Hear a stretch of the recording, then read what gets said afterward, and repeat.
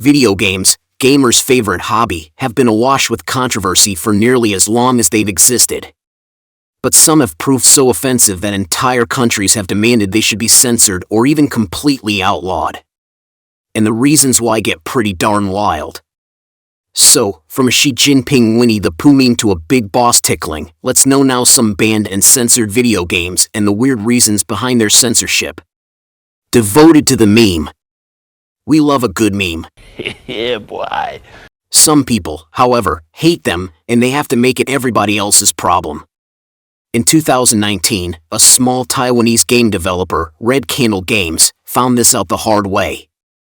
They just released their second title, a horror game called Devotion, to overwhelmingly positive reviews on Steam. Suddenly, this little-known developer became super popular. But then, only 2 days after its acclaimed release, Devotion found itself the target of a massive review bombing campaign. Floods of negative reviews came in, and the positive score ended up completely replaced with a mostly negative rating. So, what the heck happened? Well, some gamers had discovered a little Easter egg hidden in one of the game's assets. Inscribed on a seemingly innocuous talisman adorning a wall were the words, Xi Jinping Winnie the Pooh. Okay, let me explain. Xi Jinping is the leader of China, and some people say he looks like everyone's favorite honey-loving bear, Winnie the Pooh. Naturally, then, the internet ruthlessly roasted Xi Jinping, making countless memes comparing him to Winnie. Unsurprisingly, the Chinese leader didn't take kindly to this and, in response, banned any reference to Winnie across the whole country. That's right, any reference. The censorship is so strict that when Square Enix released the Chinese version of Kingdom Hearts 3, a game that heavily features the little yellow fella, the devs had to obscure him with a white blob completely. So, when Red Candle Games snuck a reference to the whole debacle into Devotion, Chinese gamers found out and angrily review-bombed it. After the discovery, the game was swiftly banned in China, leading Red Candle to make an apologetic statement. Apparently, the offending material was a placeholder they'd forgotten to remove. To avoid further criticism, they updated the game to remove the reference. But the damage was already done. With poor reviews continuing to pour in, the devs pulled the game from Steam and never re-uploaded it. But don't despair. If you're brave enough, you can still buy Devotion directly from Red Candle Games' website. That's the only place it exists, though, and all because of one guy's insecurity. Chinese choices. Remember earlier when we talked about Chinese censorship? Well, China has some of the strictest video game censors around. Because it's one of the largest markets in the world though, devs will always want to sell their game there. Which means they need to play ball. Usually, they'll produce a specific version for China. Ubisoft, however, neglected to do this with 2015's Tom Clancy's Rainbow Six Siege. Instead, they took the lazy approach. See, creating and maintaining 2 separate versions of a game is obviously more difficult and expensive than having just one. So, Ubisoft decided to make just one version that would be toned down enough to be legal everywhere. Yep, in a gritty first-person shooter revolving around criminal activity, they tried to remove any and all instances of, well, anything criminal. Illicit substances, gambling, and even blood were originally planned to be cut. Needless to say, when gamers outside of China caught wind of this, they weren't happy. So, Ubisoft caved to the backlash and dropped their plans. Or did they? Well, it turns out censorship has gradually crept back into the game with updates. Slot machines, a neon sign of a woman dancing, and even a graffiti skull have all been removed. Geez, the influence one market can have on the rest of the world is shocking, huh? But want to hear the funniest part? Siege is still considered taboo in China and can't be streamed there. What a joke, right? However, Chinese gamers have found some interesting workarounds. If you can't see anything resembling the game, is there really any point? One game that did have a separate Chinese version is Fortnite. However, developer Epic Games had to work hard to get the blockbuster Battle Royale approved for the region. So, how did they do it? Probably not in the way you'd expect. Many character skins that were designed with skeletons or skulls were reworked or entirely removed. Depicting these features isn't outlawed in China, but their censorship guidelines are so vague that most publishers self-censor to avoid any trouble. For example, one of China's guidelines specifies that anything promoting superstition is not allowed. Would skeletons fall into that category? Maybe it's impossible to know. Violence is also heavily controlled in Chinese video games, so as a workaround to this, the game was adapted to take place in a training ground where all players are actually holograms. This way, there were no depictions of actual violence. Sneaky, right? Despite Epic Games' best efforts, the ever-tightening restrictions on Chinese gaming led Fortnite to shut down entirely in 2021. But titles have even been banned in China because of their players. 2020's Animal Crossing: New Horizons is a delightful game about maintaining a small island and making cute animal pals. However, to the ire of Chinese censors, it's also about bracing yourselves and self-expression. Yep, gamers can customize their island paradise as much as they like, and many choose to do so in ways that the government deemed big no-nos. Arrange trees into naughty pictures? Nah. Some players created anti-government messages in-game as a form of protest. Specifically, they protested for a free Hong Kong just as mainland China began to make moves to restrict the region's autonomy. As they do with any and all criticism or dissent, the Chinese Communist Party responded by banning New Horizons. Classic, right? Postal chaos. Sensitive little souls will often shriek that games like Call of Duty are too violent or crass and shouldn't be sold. Okay, what will be their reactions to Postal 2?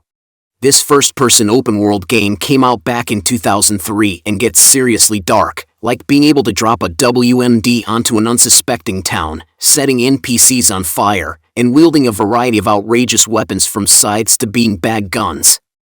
The wild violence doesn't stop at humans either. You can also attack innocent animals like elephants. But the craziest part? There's a dedicated pee button. Anything or anyone you see, you can pee on. Very highbrow. As you can imagine, this super bizarre game is only suitable for adults. But some countries consider it suitable for nobody. Germany, Sweden, Australia, and New Zealand banned the game entirely, citing the depravity as unacceptable. Postal's developers, Running with Scissors, have noted that every violent act is optional, and players can complete the game entirely peacefully. / I don't think nobody who has ever played Postal 2 has played it peacefully. Not even the Supreme Court justices that had to play it in 2011. Yep, you heard that right. In order to rule on a 2005 California law banning the sale of violent video games to children, a number of U.S. Supreme Court members gave Postal 2 a spin. Now, that would have been a sight to behold. Ultimately, the law was struck down, but the fact Postal 2 was the game chosen to champion a sweeping video game ban says it all. What do you think? Was the controversy surrounding Postal 2 overblown? Or did the game deserve to be banned? Let me know in the comments below. Half-Life Half-Game. Few video games have been more influential than 1998's Half-Life. This violent first-person shooter follows theoretical physicist Gordon Freeman as he's forced to defend the human race against an empire of extra-dimensional beasties. Sounds cool, huh? Well, not to the German government. See, Germany has historically had some of the strictest video game censorship in the world. Excessive violence has mostly been a huge no-no. But when Half-Life came out, it was widely hailed as a masterpiece. So, despite the violence, German gamers desperately wanted to play it, and developer Valve definitely wanted to sell it to them. To tackle the issue, they came up with some rather interesting ways of appeasing the censors. To start, blood and gore were toned down significantly, and human enemies were completely replaced with robots so they wouldn't bleed. Most notable, however, were the changes made to friendly human NPCs. In the original release, players could choose to straight up attack their fellow humans and even send them to sleep with the fishes. Rude.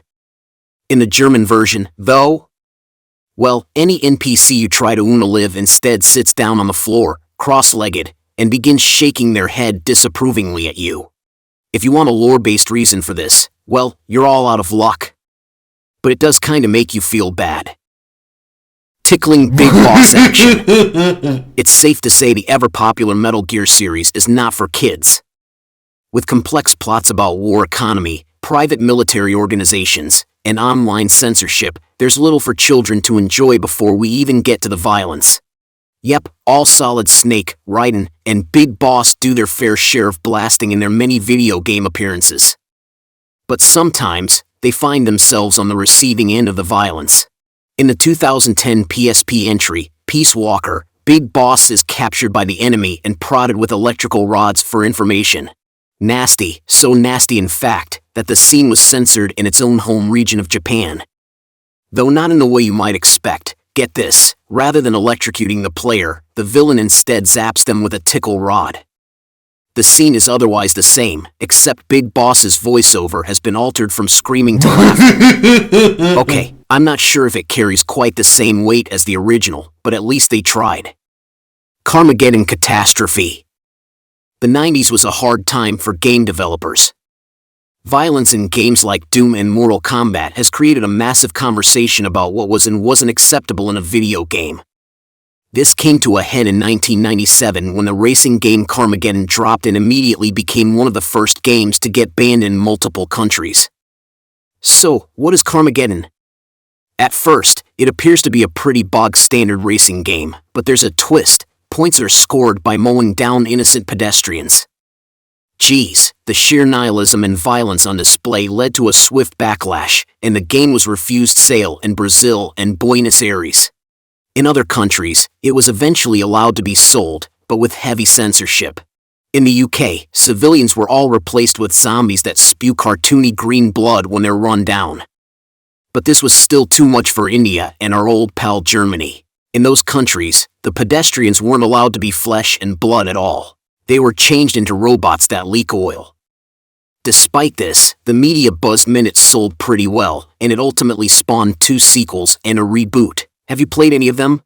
Let me know in the comments. Waistband. It's hard to understate just how impactful the 2008 release of Fallout 3 was. Bethesda Game Studios' first attempt at the franchise catapulted it back into the limelight with an utter banger. But did you know the violent post-apocalyptic romp was hit with censorship before it was even released? See, it features an in-game consumable called MedX, but originally, this was the real-life painkiller morphine. Because taking it increases the player's damage resistance, Australia viewed it as rewarding gamers for behavior that can be dangerous and addictive in real life. This resulted in a big all-ban being planned for the game, so Bethesda renamed the consumable MedX. The ban was lifted, and the change made it into every other release of the game worldwide. But that wasn't the end of the title's censorship woes. However, the decision was reversed years later. Initially, all the blood and gore was removed from, you guessed it, the German version. In Japan, references to the nuclear bombs dropped on Nagasaki and Hiroshima at the end of World War II were removed. In India, however, the game's publisher chose not to sell it at all, likely because of these cows. See, in India cows are revered as holy creatures. So, a game where you're actively encouraged to shoot mutated, 2-headed versions was probably seen as a recipe for trouble. In games, the animals are even referred to as Brahmin, which is the name of a prominent concept in Hinduism. Yeah, I can see why the plug was pulled on this one. I guess they didn't want anybody to have a cow. Madness. Mixed martial arts, or MMA, is a popular combat sport that's come under heavy criticism over the years for its violent nature.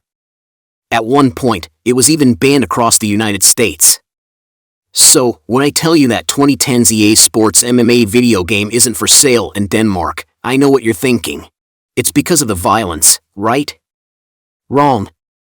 Energy drinks are not for sale because of energy drinks. Seriously. See, most energy drinks contain taurine, an essential amino acid with a plethora of anecdotal benefits. However, Denmark has always been concerned about its long-term effects, so much so that Red Bull was actually banned in the country until 2009.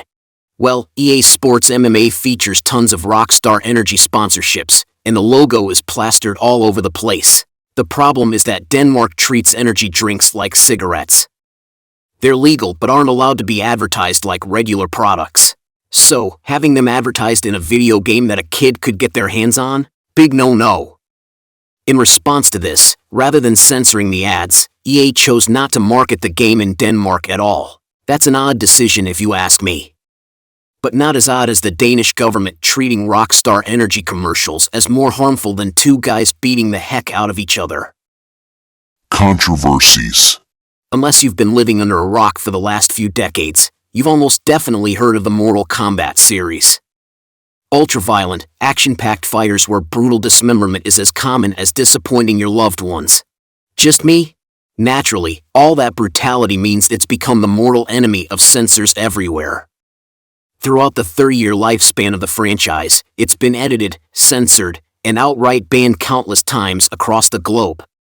The original game from 1992 was censored for the SNES, Sega Genesis, Game Boy, and Game Gardo to tone down the violence.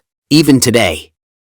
In Germany, the game was outright banned due to the country's strict censorship laws. Heck, Mortal Kombat was so shocking that it was partly responsible for the creation of the ESRB. And that first game was only the start. If I were to list every instance of censorship for each entry in the franchise, we'd be here all night. So, instead, let's take a look at one of the more bizarre ones. 2019's Mortal Kombat 11 was banned in Japan for, lo and behold, its extreme violence, but it was also banned in Ukraine and Indonesia for an additional reason. This pre-order bonus skin. You see, both countries have a blanket ban on communist symbols in media, so all that Soviet-inspired garb was a big fat no-no. Even today, the most recent installment, a reboot, continues to spread controversy for its ultra-violence. You can probably guess what's about to happen here. Indeed, Uzbekistan and Malaysia took so much offense they blanket banned the entire franchise. I think Mortal Kombat is so over the top. It's just silly. But sadly, we are not in charge. Okay, viewers, we have seen these developers' mistakes in making some tiny changes in video games and their consequences. Nowadays, so what about other people's mistakes? Let's know now about these tiny mistakes which caused huge consequences in history.